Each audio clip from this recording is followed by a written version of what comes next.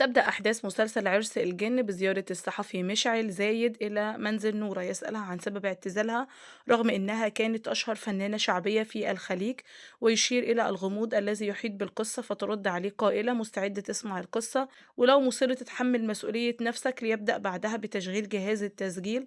تنطلق الأحداث مع دعوة تتلقاها نورة من أم مرجان لإحياء عرس ابنتها، ورغم إحراجها لها خلال أجازتها توافق نورة على إحياء الحفل برفقة الفرقة، لكن شعورا بعدم الارتياح يلازمها في الطريق إلى العرس، ويزداد هذا الإحساس لحظة وصولها، حيث تلاحظ هي وأعضاء الفرقة أن الأجواء غير طبيعية. ومن هنا تبدأ التفاصيل الغامضة مع شكل البيت المرعب، ديكوراته الغريبة، الأجواء المخيفة، أم مرجان وبناتها العظام الملقاة على الأرض، الأصوات، طريقة رقصهم الغريبة وغيرها.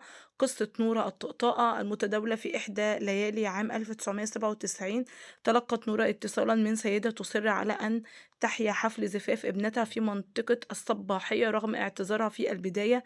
الإلحاح كان كبير جدا والأجر المعروض مغري جدا، فوافقت وتوجهت مع فرقتها المكونة من 8 عازفات إلى قصر ضخم جنوب الكويت. عند الوصول بدأت الأجواء مترفة بشكل مبالغ فيه، موائد ممتلئة حلية فاخرة وزينة فخمة، لكن عدد الحضور كان محدود جدا والصمت كان ثقيلا. منذ اللحظات الأولى شعرت بعض عضوات الفرقة بتوتر غريب، خاصة بعد ملاحظة خشونة غير طبيعية في يد والدة العروس وملامح جامدة على وجوه المدعو وتامع.